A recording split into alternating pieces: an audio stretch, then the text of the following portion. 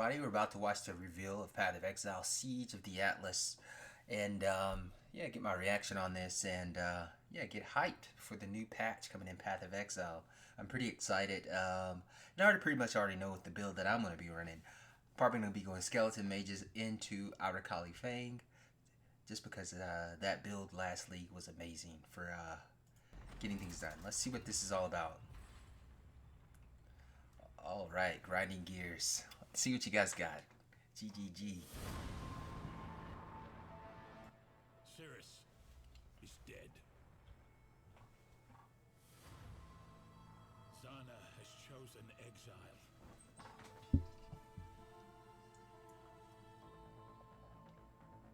But the Atlas of Worlds remains a beacon for eldritch horrors. We imprisoned the Elder. We placated the Maven. We've been preparing for the arrival of another, but we never expected four. Ooh. They embody insatiable hunger, crushing darkness, New bosses. searing flame. Ooh, that boss looks really cool. Wrath. Slammer. If we don't stop them, they will consume everything. Okay. This is a war for our very existence. The Atlas besieged. New pinnacle bosses. Okay. Valuable new items. Oh yes, new items. Oh my god. Atlas passive tree. And they just came out with that recently. I was looking at that. The Arch Nemesis League. Okay. Oh wow, look at that boss. Stand with us, or we will all perish. February 4th. We only got 2 days until this release. Yes, this is looking top-notch content right here. I'm liking it. The siege of the Atlas take place after the defeat of Ceaseless. With Zana leaving to pursue her own agenda, Commander Carrick has taken responsibility for defending the Atlas and Rayclast against whatever eldritch horrors might arrive. Because Oriath was decimated by both Katava and then Ceres, Carrick has moved several map devices to an isolated island in the Karui archipelago and has established a militia in order to prevent another event like the Ceres incident. In this expansion, Okay. you will join Carrick's militia and will be asked to scout the front lines of the Atlas for threats. After encountering the Maven, you will learn that two more eldritch horrors like her or the Elder are on their way to the Atlas. Unlike her though, their intentions are driven by the need to consume absolutely everything they encounter. You must learn what you can do about these entities and attempt to prevent the existential threat they pose to Rayclast. New pinnacle content. In Siege of the Atlas, the two new eldritch horrors are the Searing Exarch and the Eater of Worlds. These are similar to other pinnacle Atlas bosses of the past, such as the Elder, the Shaper, the Maven, and Ceres. Oh wow, so they're on par with those And their bosses. sub-bosses, the Black Star and the Infinite Hunger. You will be able to pursue Ooh. both eldritch horrors at the same time, but you can choose which you are pursuing on a map-by-map basis. I like In that. tier maps, you'll randomly encounter the influence of either the Oh Searing wow, look at those Exarch monster or the Eater of designs. Worlds. The Maven understands the Those are threat that huge. these eldritch horrors pose to her plans. She will modify your map device so that when entering maps, you can choose to add either the influence of the Maven or any eldritch horror you have encountered. Oh, there's gonna be so much content. As you run Look at the subsequent maps Maven and the influenced new by the bosses, Searing new Exarch or pinnacle the Eater of bosses. Worlds, the amount of influence monsters in those maps increases as that eldritch horror gets closer to you. Okay. Eventually, you'll encounter either the Black Star or the Infinite Hunger, one of the sub-bosses. You must defeat that boss in order to continue progressing closer to the horror you are pursuing. These Okay. bosses have exclusive new unique items in their drop pools. Ooh. You're likely to have New encountered unique the influence items. of both horrors by this point, and can choose which one you're pursuing in each map. Finally, in the highest tiers of maps, you will encounter Showing the that Searing cyclone. Exarch or the Eater of Worlds themselves. If you are able to defeat these extremely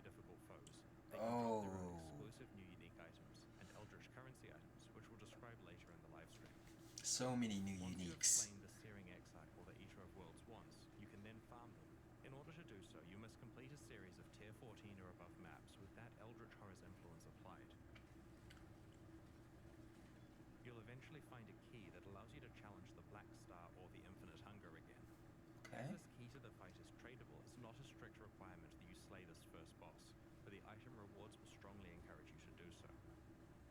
After continuing to farm tier 14 or higher horror-influenced maps, you will receive another tradable key to fight the Searing Exarch or the Eater of Worlds, giving you another shot at their exclusive Screaming rewards. Invitation. Okay. The keys to the farmable versions of these bosses can be rolled like regular maps, but with their own mod. This allows you to control the difficulty and rewards even further.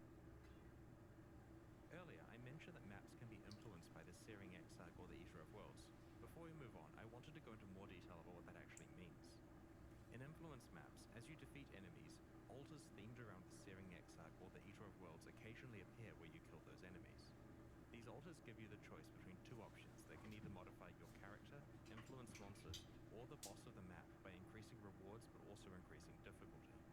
You can encounter multiple altars per area, so sometimes you can drastically affect the difficulty and rewards of a map as you play through it. It's also fine to ignore it and choose not to increase the difficulty and reward of the map if you feel that it's already challenging enough. An example of a modification is altering the map boss so that all of its damage shocks, but also causing it to drop an additional Eldritch currency item as a reward. We'll explain what these new currency items do later in the live stream. Okay, new currency items. In the last iteration of the Atlas, you needed to use Voidstones. to both unlock new maps and raise the level of maps across your Atlas. This required grinding conquerors and managing the optimal placement of 16 different watchstones. In Siege of the Okay. Atlas, we've removed watchstones and have restored the hidden maps back to the base Atlas so they don't have to be unlocked over time. We've Ooh. added much of the power from craftable watchstones to Atlas passives so that you can still access the benefits you're used to without the busy work of managing watchstones. That's great. Despite I like the that. era of watchstones being over, we do really like the ability to raise the tier of maps on your Atlas, so that eventually all of them are tier 16. To this end, we have Oh my introduced gosh. voidstones. You can earn up to 4 of these, one each from the Uber Elder, the Maven, the Searing Exarch, and the Eater of Worlds. Placing Okay. voidstones on your Atlas will raise the tier of all of its maps, eventually making them uniformly tier 16. And that's really good because you won't have to. We've removed You can farm your favorite map and it'll be tier 16. This means That's that we can say amazing. goodbye to regional Atlas passive trees and hello to a single gigantic Atlas passive tree. Good old Path of Exile. This is great because you'll be able to farm wherever you want. And you can earn 100 You can use any map you want to farm on. skill points by completing your Atlas. Each different map you complete the bonus objective of grants you 1 skill point. You can also earn some extra ones by completing the Maven's multi-boss fights. Whenever you allocate an Atlas passive skill, its stats apply to every map you run anywhere on the Atlas. Also, because it's much faster to complete earlier maps on the Atlas, your Atlas point acquisition is pretty front-loaded, letting you quickly establish an Atlas layout that helps you find and profit from your favorite content. We've integrated some skills from past regional Atlas trees and have created several new ones, like Secret Operations, which turns some of the strongboxes you encounter into a new type of strongbox that drops scarabs. Okay. Corrupted Gaze causes abyssal jewels to sometimes drop corrupted with 5 or 6 modifiers rather than a typical 4. Ghastly Devotion guarantees that areas that contain ritual altars will always contain 4 altars. Having one massive Atlas tree means that you can deeply specialize in certain types of content. I like without that. being limited to what was available That's in a great. specific region. You can increase how often you encounter your favorite content and can adjust how challenging and rewarding that content is. This is a huge change. This will The make removal of mapping Atlas so trees much means more that you have fun. more freedom to run the maps you like without being forced Exactly. to sections of the Atlas that have passives that affect the content you wanted to play. Do the content The you topic of like, map drops is also important. not any Powerful specific characters are capable of content that you have to do. maps, which results in them finding a lot of items, including more maps. Often, they get more maps than they actually need. Weaker characters Okay, can be yeah. more careful with what mods they add to their maps, and hence find fewer maps. This new Atlas tree lets you choose how much you want to invest in the map tier upgrade that used to be the Atlas completion bonus, which means Okay. that powerful characters who don't need extra maps can instead focus those points on improving the rewards from content they play. On the other hand, weaker characters can invest in finding better maps, and can then respec the Ah. special one once they're finding a surplus. We'll make the full tree available. So you can respec the Atlas passives Atlas as you go, which would be really good because as you go, you know, Every certain mod things you for won't each need Exile anymore. expansion needs a new way to create the most powerful items in the Implicit game. modifiers, Siege of the Atlas Eldritch. introduces a new endgame item mechanic called Eldritch Implicit Modifiers. A problem we had Oh. with the old Shaper, Elder, and Conqueror influence system was that while the items were extremely powerful, they had to be Mm. crafted using highly specialized and complicated methods. A regular influenced item you found on the ground usually wasn't of much value, unless it was a certain base type at a specific item level.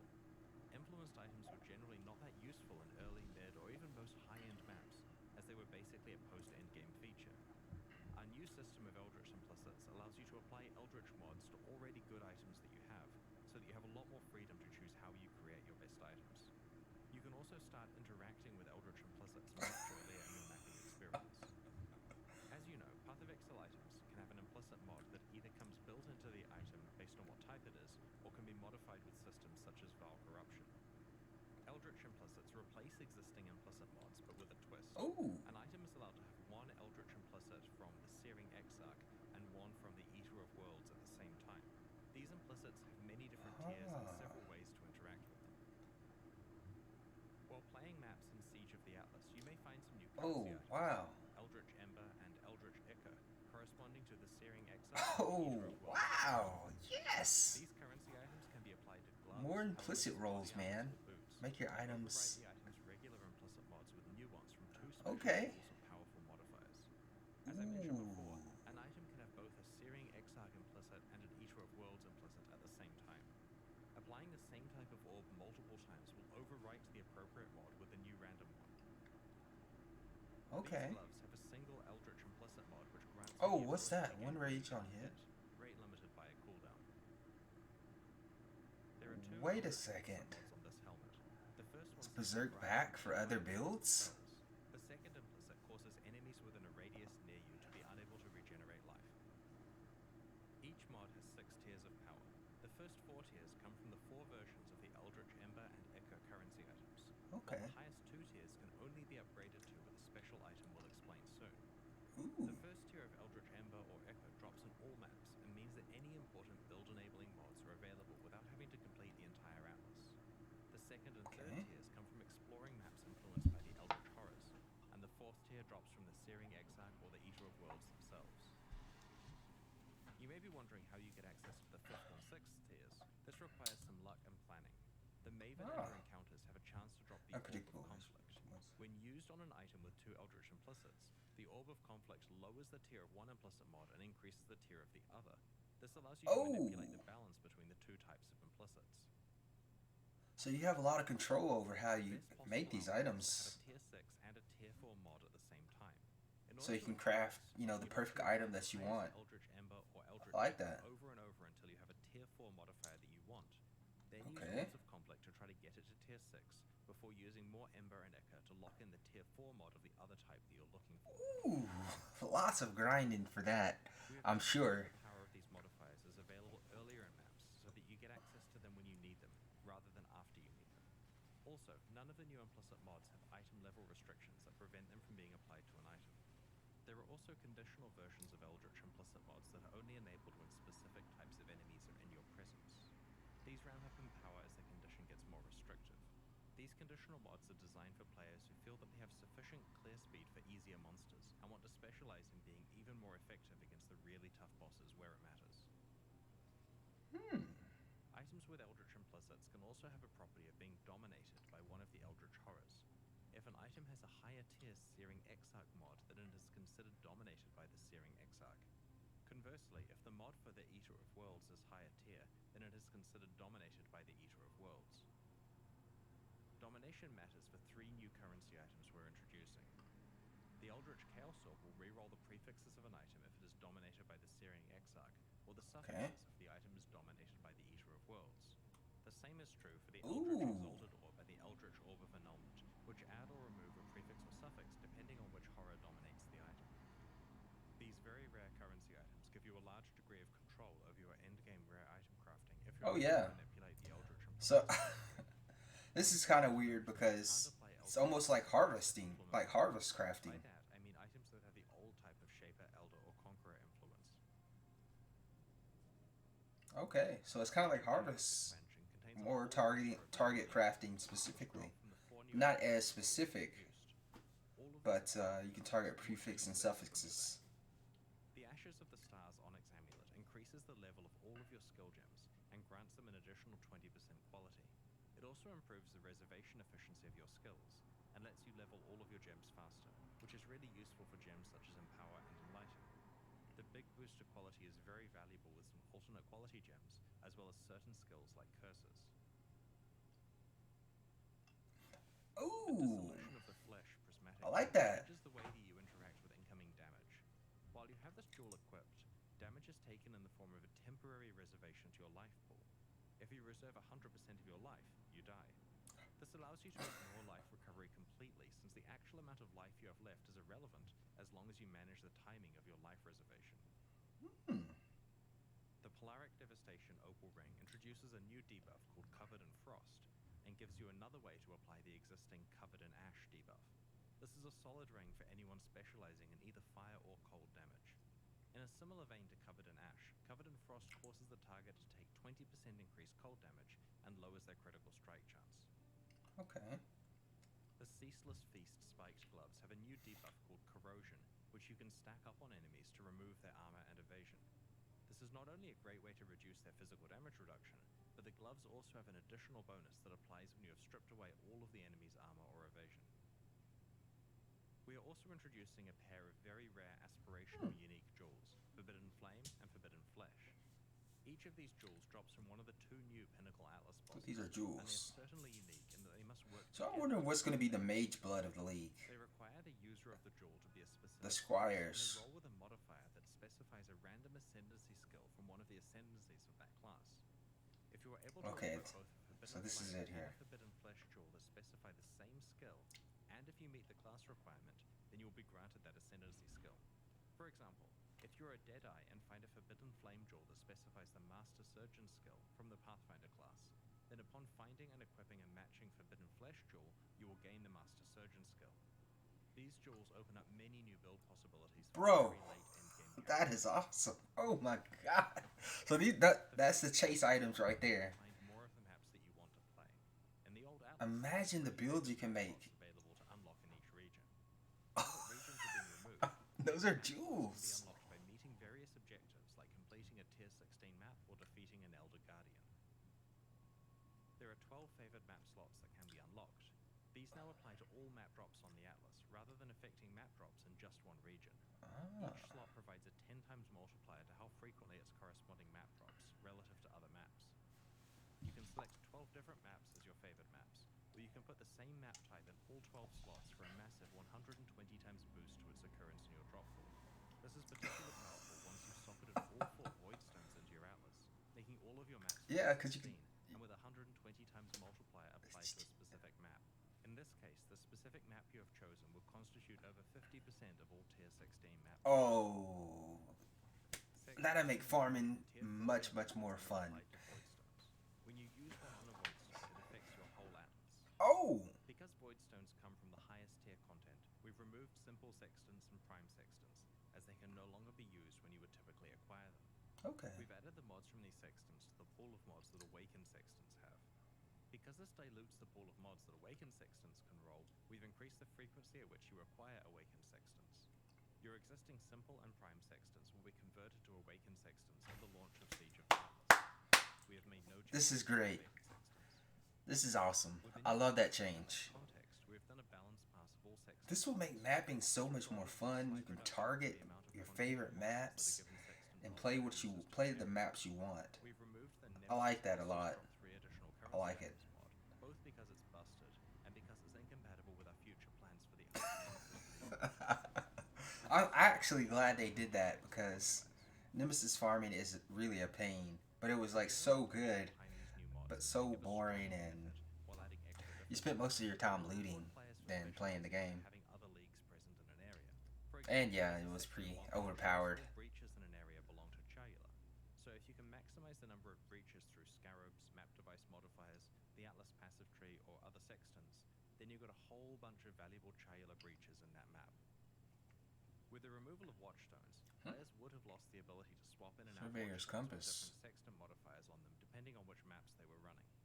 We like the strategic use of sextants, so we've reintroduced this behavior with a new currency item called the Surveyor's Compass. This can be applied to a voidstone with a sextant mod on it to itemize that sextant mod for later use or trade. This currency item drops periodically and is also sold by Kirak for 1 Chaos Orb, similar to Okay. how Einhaus sells Bestiary Orbs. There's no limit on how many you can purchase. Okay. With Zana gone, you may I be like that. wondering what is happening to her Atlas missions. Objectives. Well, Kirak is taking over, Commander Kirak. but it works a little differently now. Kirak has assumed the position of commander, and he has important missions for you to carry out in the Atlas. You open these missions at your map device and can run them just like before. However, you won't encounter Kirak inside a map, and you won't be able to apply Kirak objectives to a map itself. Because of Okay. this, we've raised the chance that you receive a Kirak Atlas objective when you defeat a map boss. Previously, Zana's missions had completion objectives, but with the removal of the favor system, this stopped mattering. Instead of focusing on completion, Kirak missions now focus more on rewards, and so their purpose is to provide you with additional league content or extra item drops. Instead Okay. of your free daily mission being Okay. based on the last map you've completed, it's now based on the highest tier map you've completed in this current league. For example, if you completed a tier 16 map, your daily missions will always be high tier maps. Kirak missions can now include additional content like Conquerors, Ritual Encounters, Expedition Encounters, and even Monstrous Treasure, the former prophecy that makes an area contain 24 to 36 additional strongboxes with no natural monster inhabitants. Kirak now sells you maps, much like Zana did in the past, except there is now a wider variety of outcomes with variance on the prices, so you should probably go and check what he's selling more frequently in case there's a good deal. The items in the window are re-rolled under the same conditions as Zana's previous shop. Kirak can sell maps that come with implicit mods enabling various content, for example, a map that always has a Legion encounter, or maps that have varying degrees of deliriousness on them. As you play through maps, you'll occasionally find Atlas scouting reports, essentially Scouting communication reports, reroll about important Kirak missions from other missions. people who scouted the Atlas and didn't survive.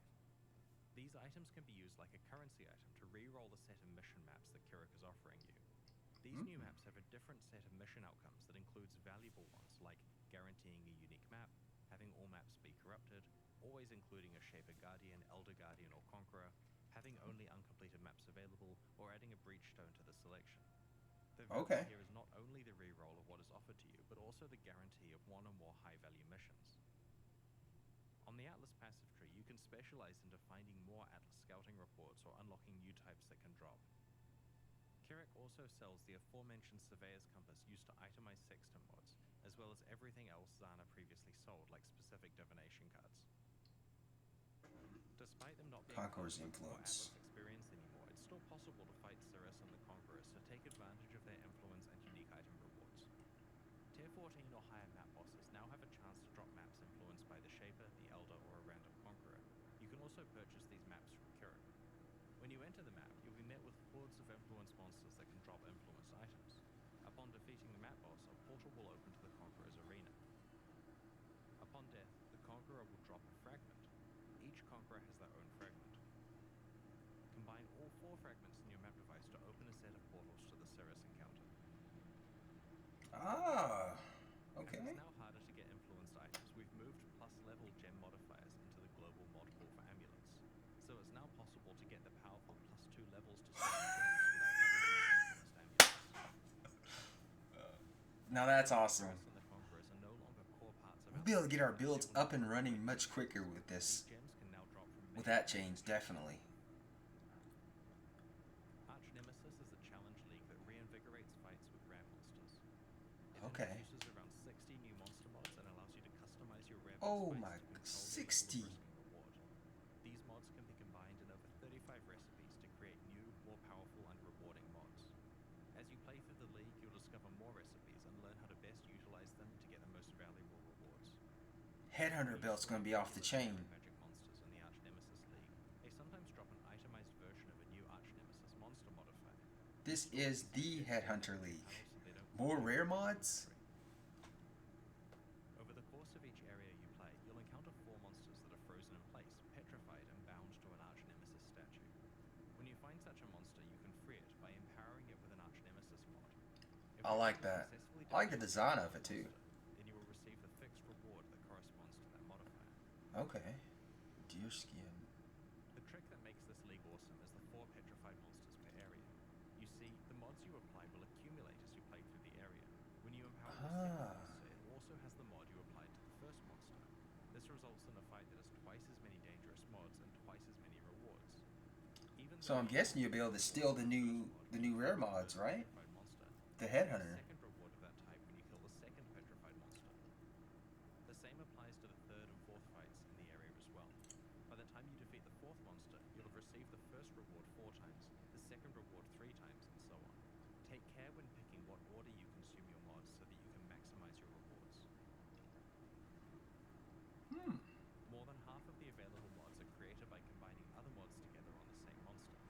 As an example of how this works, if you apply both Incendiary and Hasted to the same monster, then in addition to the rewards that these 2 mods grant, you will also receive an itemized Flamewalker mod upon killing the monster.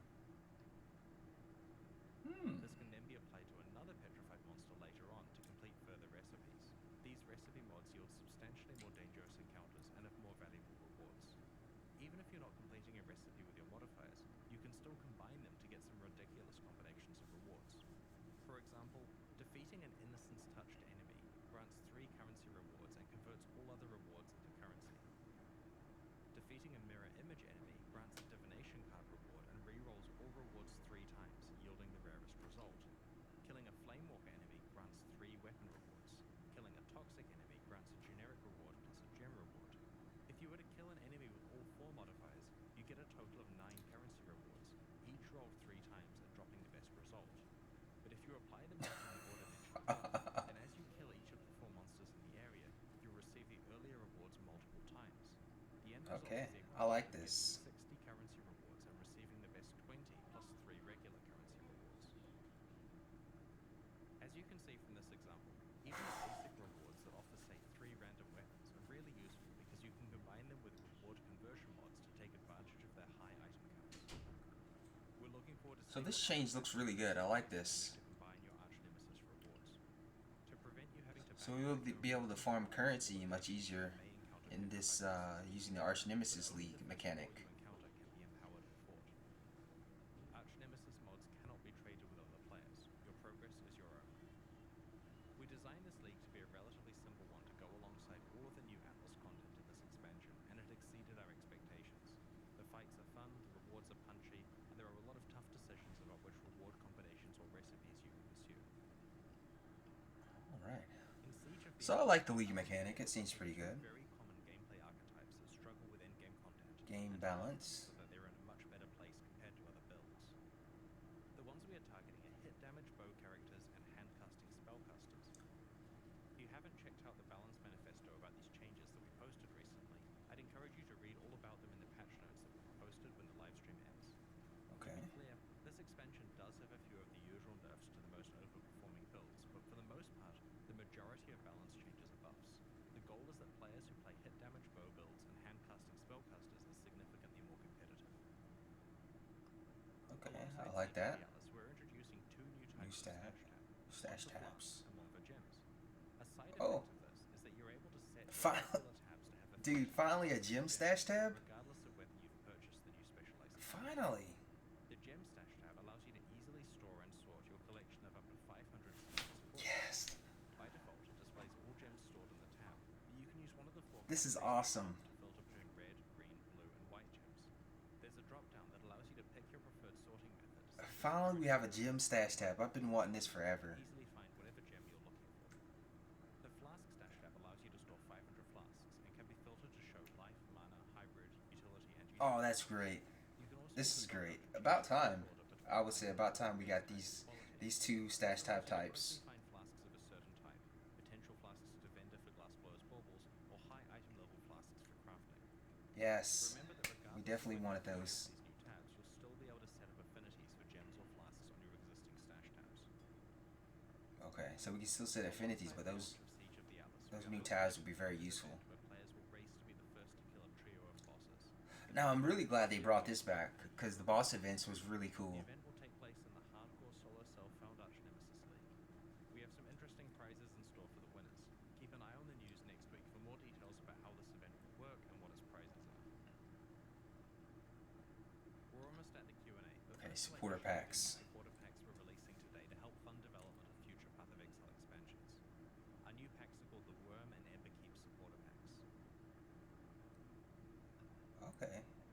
kind of Dark Souls Some new packs that type were looking released yesterday, armors. each of which include points equivalent to the cost of the I pack. like the detail on that one. Exclusive cosmetic Ooh, microtransactions those like wings are weapon nice. artifacts, armor sets, weapon skins, for Ooh, another emojis art, and apparition. social frames. Ooh, I like that The apparition. Worm series comes with an exclusive pet, and the Emberkeep series comes with an exclusive weapon effect. Okay. These new packs are in addition to the 2022 core packs that we released recently. Remember to check those out if you haven't already. All right. So overall, it looks like the Siege of the Atlas is really good. I like all the new changes. We got the events. I'm glad they brought the events back because that is really cool. That keeps a lot of people engaged in watching content like streams, YouTube, and just being together, cheering on racers. And it gives Path of Exile a competitive nature so that people, they'll keep playing for a longer period of time to try to win those prizes. And in the past, I remember they had some events where you could win money or a computer and things like that, being world first on certain bosses. And I'm glad they bring that back because when I'm playing, although I'm going to be playing in softcore league, I do like to watch streamers who are playing in the solo self-found hardcore and they're doing the races and stuff like that. It's pretty cool to watch. So that's cool that they brought back the events. And the new stash tabs is amazing. We got new unique items. I love the new Atlas features. Everything looks really good for this patch. It looks like it's going to be a really fun patch. I mean, it's an expansion release, so we're getting the new bosses, and everything just seems like it's going to be much more fun to play. You can target farm your favorite maps, and I'm interested to see what kind of builds people make with those jewels because you can get ascendancies with jewels. That's that's pretty awesome. So I'm guessing that's like the newest, biggest chase items that'll be available in this league and expansion. So that's amazing. And I'm pretty much gonna be starting this league with Skeleton Mage, and I'll probably transition from Skeleton Mage into Arakali Fang build because I love that build in the last league. It allowed me to do pretty much all content and including like Simulacrum 30s and outside of the OP build with the Bone Shatter, that was just OP. But before Bone Shatter, I was using Arakali and clearing all the content that I wanted, especially Simulacrums, all the way up to Wave 30. I was able to farm very juiced maps with Simulacrum. And yeah, I'm going to start Skelly Mage, transition to Arakali, and I'll go from there and then try new builds with all the new stuff that I find there. And let me know what did you guys find exciting about this review of Siege of the Atlas. Let me know in the comments below what you found really cool. What build are you going to be going, and what are you most excited for in this expansion and league? Don't forget to like, comment, and subscribe. And yeah, let me know what you guys thought about this. Overall, I am really excited for this. This seems like they've been listening and they're making a lot of quality of life changes.